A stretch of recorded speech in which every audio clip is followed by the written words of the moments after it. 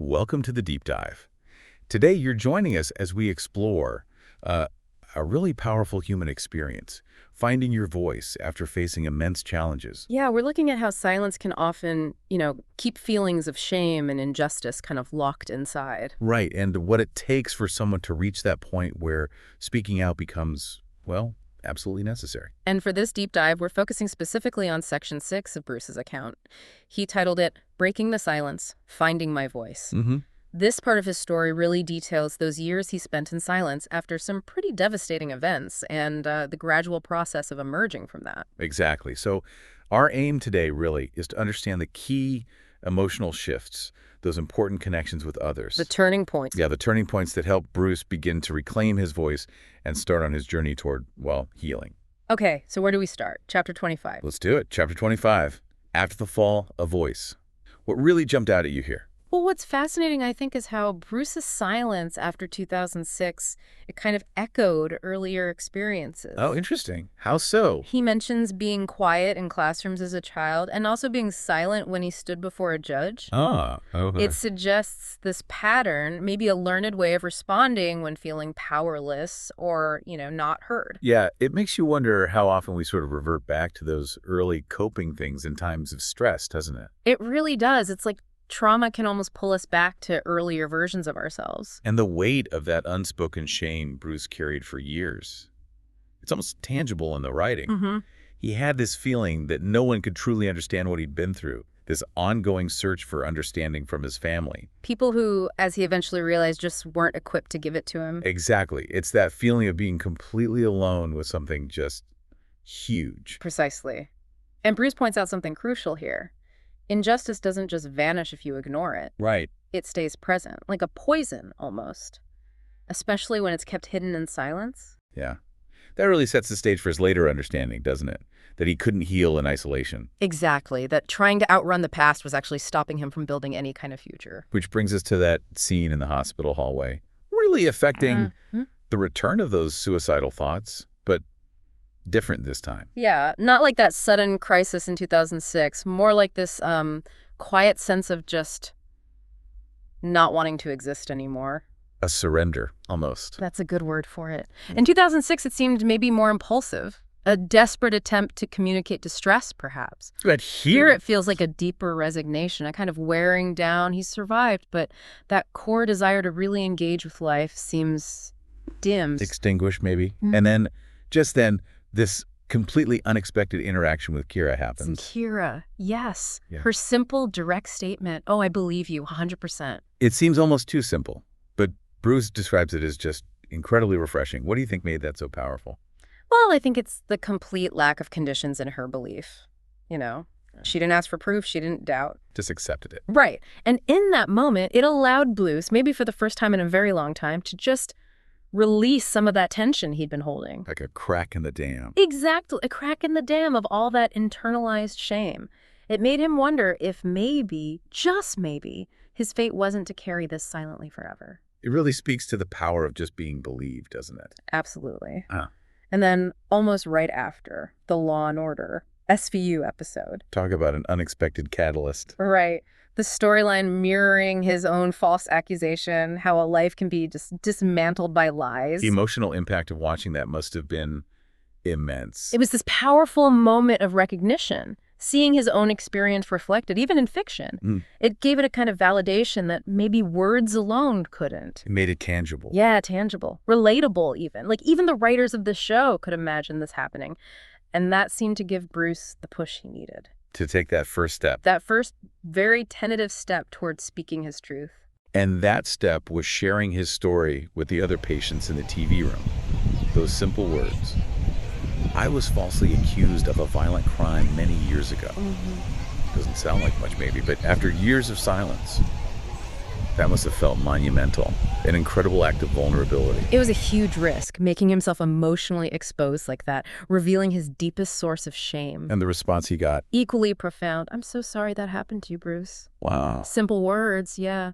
But they were this powerful reminder that he wasn't beyond human compassion. Yeah. It started to chip away at that deep feeling of unworthiness. We also see him in art therapy, choosing those incredibly isolating words, misfit, outcast, invisible, outsider. Yeah, laying bare that inner turmoil. But then the feedback from another patient, you're not invisible. Yeah. You got me here.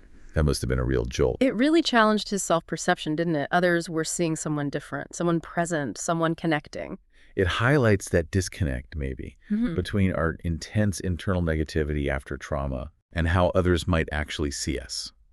That feels like a real aha moment. His internal story wasn't the only reality. Definitely.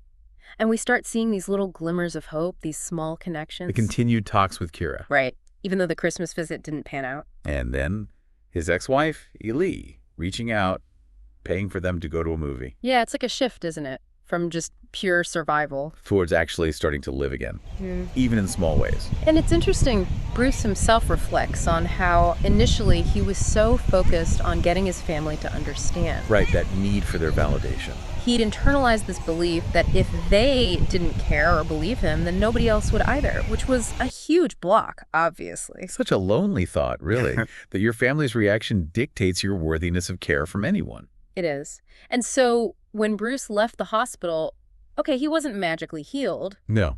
but something fundamental had shifted. He wasn't carrying it all in complete isolation anymore. He'd shared a piece of it. He'd shared an abridged version, yeah. And that act itself was transformative. Which brings us nicely into chapter 26, reassembling a life. That pattern of silence is broken, and there's this flicker of desire to live again. Yes, but it's fragile. He's still really vulnerable. He needs structure, ongoing support. And that's where HomeLink and the Step Clinic come in. Exactly. They provided that essential continuity of care, therapy with Becky, continued trauma work with Andrea. And trauma work, just to clarify, involves specific ways to process difficult experiences, right?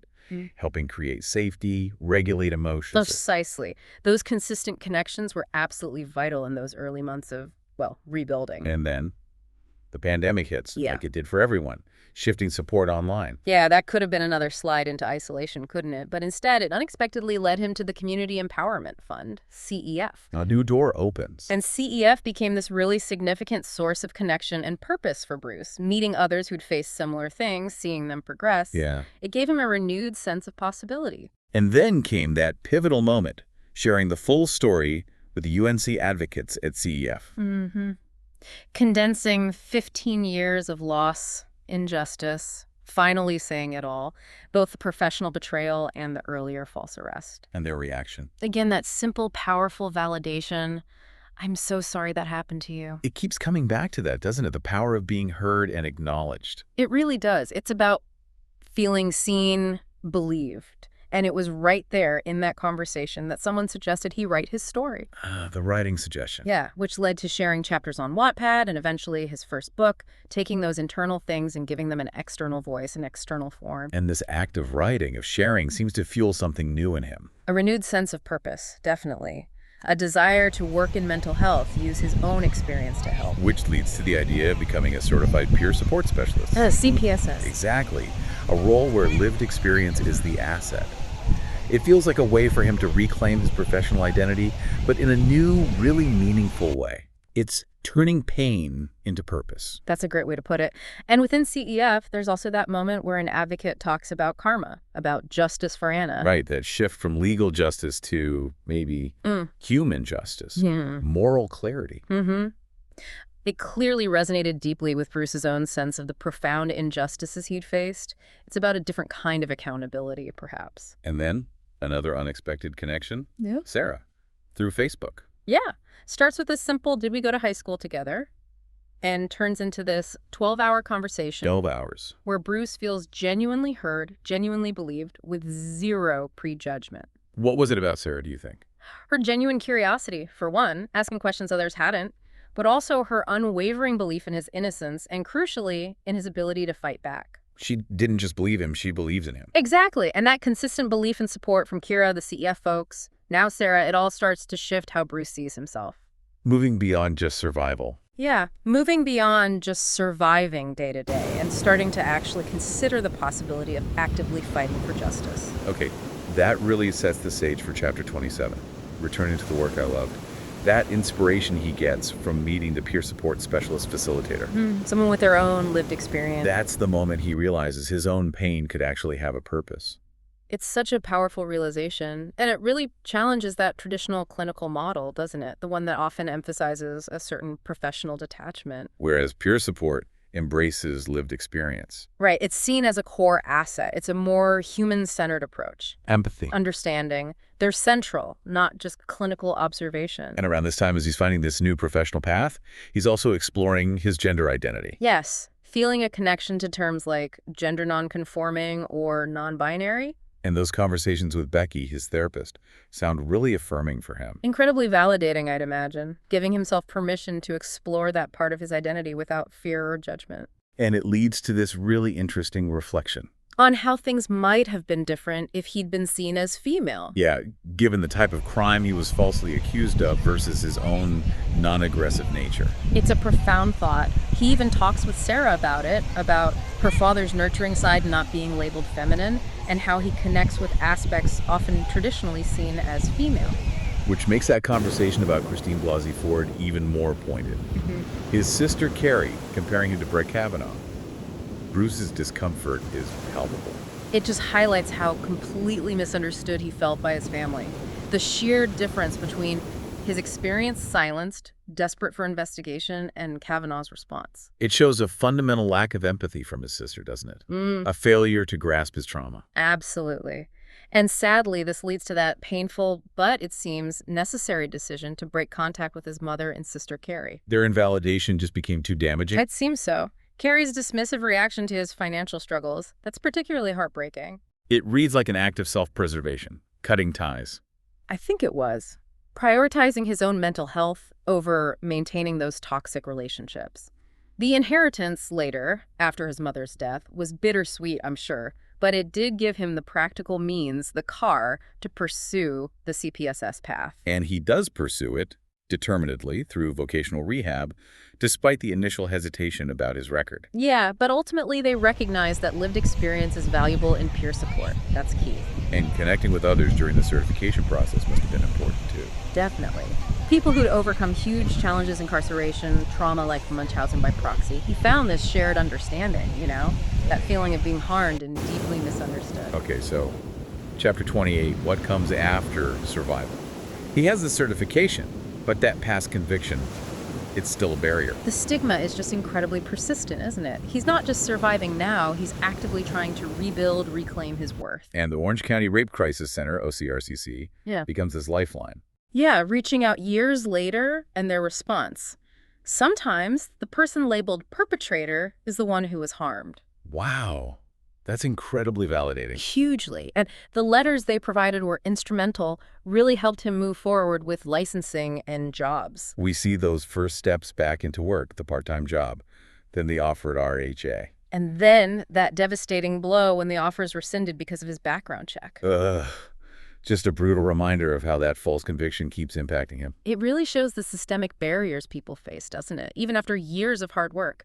But then, Freedom House Recovery Center. A turning point. A really positive one. The HR person's reaction, unless you're a serial killer, you're fine. Just seeing the person, not the label. Exactly. That human response. And then his supervisor, Charisse. Her unwavering belief in his character. Her shock when she finds out about the conviction. Yeah, and her words. You couldn't hurt anyone. I'd fight someone before you would. That must have meant the world to him. Something he'd been seeking for nearly 2 decades, he says. It's that profound recognition from someone who truly knows him, sees his nature, countering that false narrative. We also see him navigating dating again, briefly with Cody Renee. Yeah, the complexities of forming connections when you carry that weight of past rejection. It didn't last, but... But there's that point again. Those who really knew him trusted his nonviolent nature. Instinctively, it seems. But then, another setback budget cuts at Freedom House. The shift to the detox unit. Just when things seem stable. Another challenge, which leads us straight into the final chapter we're covering, chapter 29, treatment or control.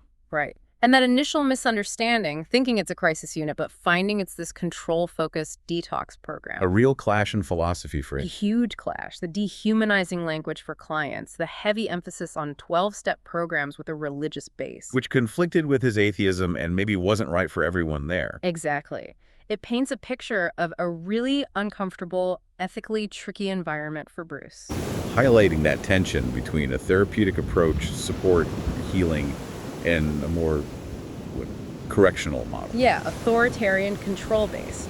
And when Bruce tried to speak up, About pronoun usage, about the shift lead Alex's behavior, yeah, about wanting to be included. it led directly to his termination, framed as boundary issues with staff. It really underscores the risk of speaking truth to power, even with good intentions. It does.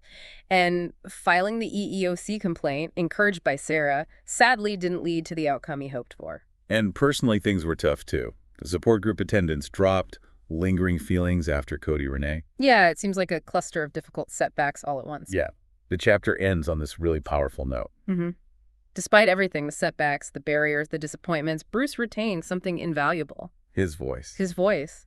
The act of speaking his truth, even when it had negative consequences, that's presented as this testament to his inner strength, his commitment to living authentically. So as we wrap up this deep dive, it really comes back to that core theme, doesn't it? That incredibly hard but ultimately empowering journey of finding your voice. How crucial it is for healing from trauma and injustice. Absolutely. And thinking about those emotional hooks, those moments that grab you, it's overwhelmingly about the power of connection. Mm-hmm. Those moments of being truly seen, heard, believed. Kira's simple belief, the patient's kindness, the CEF advocates empathy, Sarah's support, Charissa's recognition. They seem like small things maybe, but they acted as these huge catalysts. Incredibly powerful catalysts in breaking through years of silence and shame. It just highlights how vital that external validation can be when someone's trying to rewrite a narrative steeped in pain. It really makes you think, doesn't it? About the impact we can have just by offering belief, offering a listening ear. Mm-hmm. Consider that profound difference it makes when someone feels truly heard and validated, how that simple connection can be the very first step in transforming a story of shame. Into one of resilience, hope, and finally finding their own powerful voice. Thank you for joining us on this deep dive.